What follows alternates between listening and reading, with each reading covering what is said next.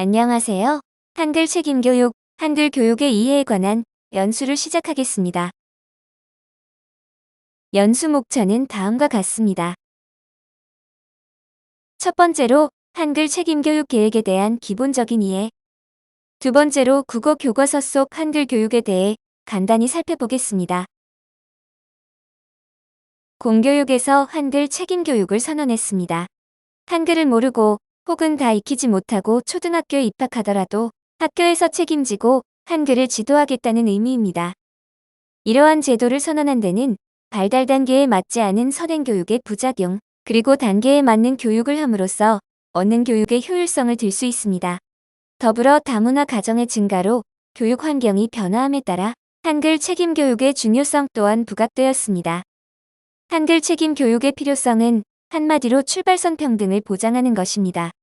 한글 해득을 통해 글자를 쓰고 글을 읽고 자신의 생각을 전달하고 새로운 배움을 통해 학생들은 세상을 보는 눈을 넓혀 나갈 수 있습니다. 즉, 배움이 느린 학생, 학습 부진을 예방하기 위해 한글 책임 교육은 꼭 필요합니다. 학교에서의 한글 책임 교육 절차를 간단히 살펴보겠습니다. 1학기에는 한글 교육 강화를 위한 교실 문화를 개선하고 1학기 말부터 2학기 초에는 지원 학생들을 관찰하며 한글 익힘 수준을 분석하는 과정이 필요합니다.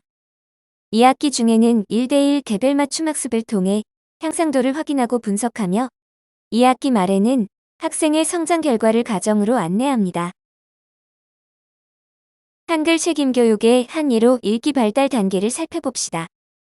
총 5단계의 읽기 발달 단계에서 1에서 3단계의 초보적 읽기 단계를 탄탄히 해두지 않으면 4에서 5단계의 읽기가 어렵게 됩니다. 각 단계별로 원활한 활동이 이루어져서 학생들이 오류를 범하지 않고 제대로 읽기를 할 수 있도록 지원해 주어야 합니다. 앞서 살펴본 읽기 발달 단계에 따른 학습 부진이 발생하지 않도록 읽기를 지도하는 방법을 간단히 살펴보겠습니다. 서울시 교육청 장학자료인 기초학력 틈새 지원 오롯이 기초국어편에는 단계별로 읽기를 지도하는 방법이 이론적 배경부터 지원 과정 실제 활동 내용 및 지원 포인트 등을 중심으로 안내되어 있습니다. 한글 책임 교육을 위한 첫걸음은 학습자의 특성을 파악하는 것입니다. 학습자의 특성이 파악되었으면 이후 학습자의 읽기 발달 단계에 맞추어 맞춤형 지원 맞춤형 한글 교육이 이루어져야 이후 단계에서의 학습 부진을 예방할 수 있습니다. 국어과의 1에서 2학년 성취 기준에서 한글 교육 관련 성취 기준을 살펴보겠습니다. 표의 내용을 살펴보면 읽기, 쓰기, 문법의 영역에 성취 기준이 집중되어 있음을 알 수 있습니다. 성취 기준이 반영된 단원은 1학년 1학기 교과서에 가장 많습니다. 거의 모든 단원에 해당 성취 기준이 하나 이상씩 반영되어 있고 1학년 1학기 교과서가 한글 교육에 특화된 교재이기 때문입니다. 초등학교 입학 직후 1학년 1학기에 한글을 집중적으로 학습하는 것은 국어 교과의 학습과 다른 교과의 학습을 원활하게 하고자 하는 의도입니다. 그러나 한글 해득이 한 학기로 충분하지 않은 학생들도 있어서 1학년 2학기부터 2학년 2학기까지의 교과서에도 관련된 성취 기준이 반영된 단원들이 꾸준히 나와서 반복 학습이 가능하도록 구성되어 있습니다. 2015 개정국어과 교육과정의 한글 교육 특성은 크게 세 가지입니다. 한글 교육을 위한 학습 시간을 최대한 확보하였습니다. 특히 1학년 1학기에 51차시가 집중 배정되어 있습니다. 한글 교육 학습 요소를 체계화하였습니다. 개정 전에는 한 단원 내에 자음자와 모음자를 구성하였으나 개정 후에는 자음자와 모음자를 분리하여 각각의 단원에서 상세히 학습할 수 있도록 해두었습니다. 놀이와 활동 중심의 학습을 지향하고 있습니다. 한글 해득을 위한 충분한 반복 학습이 가능합니다. 한글 책임 교육을 전제한 1학년 1학기에는 한글 교육을 위한 학습 시간을 최대한 확보하고 충분한 반복 학습이 이루어져야 합니다. 무리한 받아쓰기와 알림장 쓰기 활동은 지양해야 합니다. 또한 수학이나 통합 교과 등은 그림과 기호 중심으로 지도하며 활동 지시문은 교사가 읽어주면서 수업을 진행합니다. 한글 해득은 한글 자모의 소리 값을 알고 글자, 낱말, 문장을 정확한 발음으로 읽을 수 있으며 자신의 생각을 정확한 문장으로 표현하는 것입니다. 한글 획득의 지도 내용은 크게 의문 인식부터 읽기 유창성까지 7가지로 정리할 수 있습니다.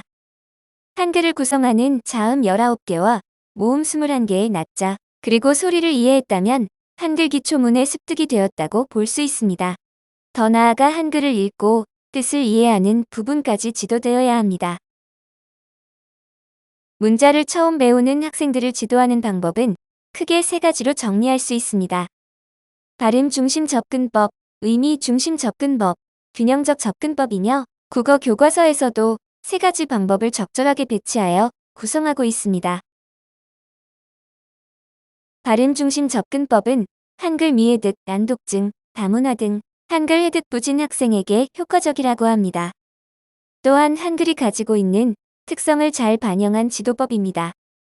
발음 중심 접근법 중 3호식은 자음과 모음을 학습하고 이것을 합성하는 것이 핵심입니다.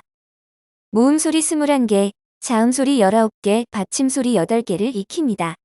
여기에서 낮자 소리 대응을 알고 글자를 합성하면 도는 글자를 읽을 수 있게 되는 원리입니다. 두 번째 음절식은 기본 음절표를 이용하여 가로줄에 있는 기본 모음 소리 10개를 먼저 익힌 다음 세로 줄의 자음 소리를 익혀서 합성한 다음 글자로 읽는 것입니다.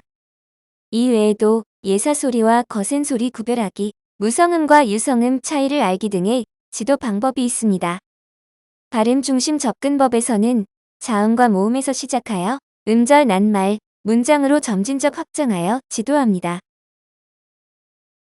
의미 중심 접근법은 의미를 지닌 단어, 문장 단위를 중심으로 지도하는 방법입니다. 한글을 배울 때 의미를 익혀야 효율적이라는 관점입니다.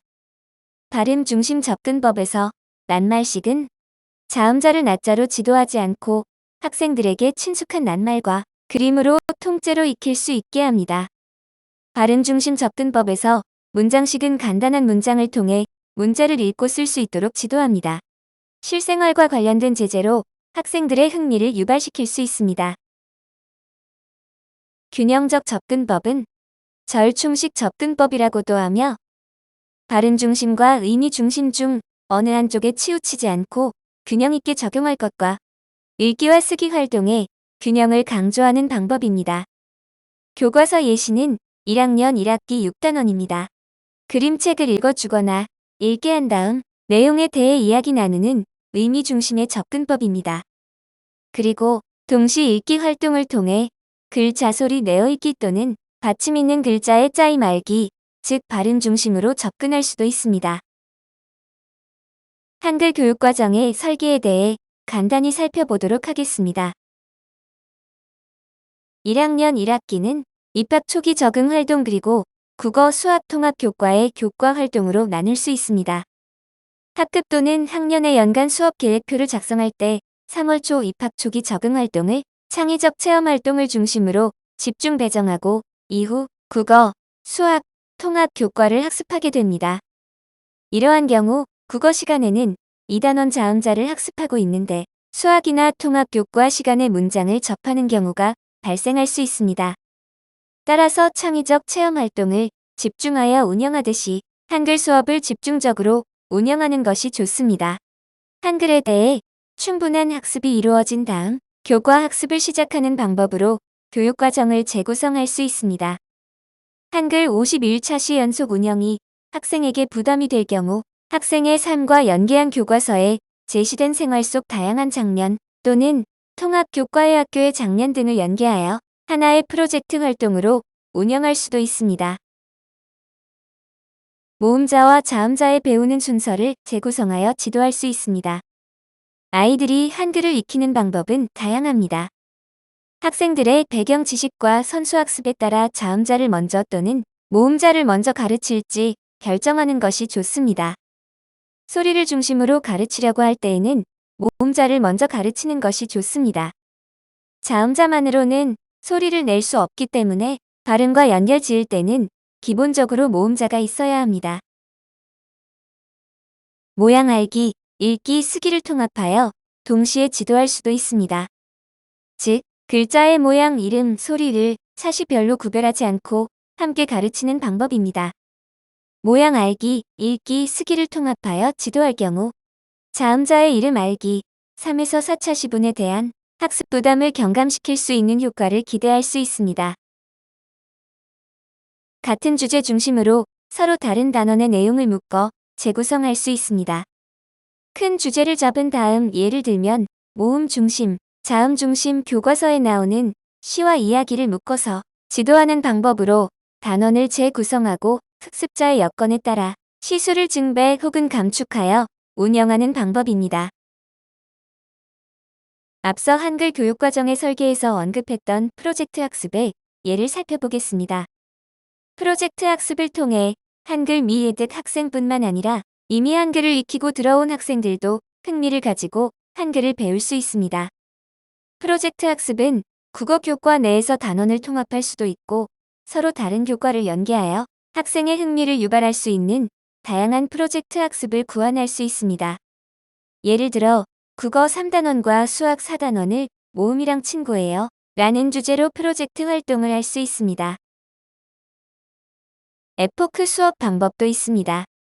에포크 수업은 주기를 집중하여 하는 수업이기 때문에 한글 책임 교육의 효과를 높일 수 있는 방법 중 하나입니다. 학생들은 주제 및 놀이 중심의 교육 활동, 감각 열기의 활동을 통해 적극 활동에 참여할 수 있습니다. 감각 열기에 제시된 활동들은 학습 활동 및 정리 단계에서도 충분히 활용할 수 있습니다. 한글 교육에 대한 몇 가지 교수 학습 방법을 제안합니다. 받침이 없는 낱말이나 음절수가 적은 낱말에서 시작하여 점차 범위를 확장하는 것이 좋습니다. 즉, 발음이나 표기가 지나치게 어려운 낱말, 글자 수가 지나치게 많은 낱말은 지도 초기에는 지양합니다. 기본 음절표, 낱말 카드 등을 수시로 활용하면 반복 학습에도 효과적입니다. 생활 주변 다양한 현상에서 낱자의 생김, 글자, 낱말, 문장 등을 찾아보는 활동을 구현하면 수업의 집중도 참여도를 높일 수 있습니다. 교사의 설명 위주의 수업은 지양해주세요. 놀이 요소를 가진 말을 통해 문학의 즐거움과 한글의 아름다움을 느낄 수 있는 교수학습 방법을 제안합니다. 예를 들어 의성어, 의태어, 율격, 언어유희, 수수께끼, 끝말잇기 등의 활동을 구현하고 적용할 수 있습니다. 한글 지도에 대한 평가는 과정 중심 평가가 강조되어야 합니다. 즉, 학습 과정이 평가의 일부가 되어 기초적인 의사소통 능력을 평가해야 합니다. 평가와 더불어 학생에게 맞춤형 피드백도 이루어져야 합니다. 마지막으로 낱말을 바르게 읽고 쓰기와 관련된 평가는 영역을 통합하여 평가하는 것이 가능합니다. 한글 교육 이해 참고 자료입니다.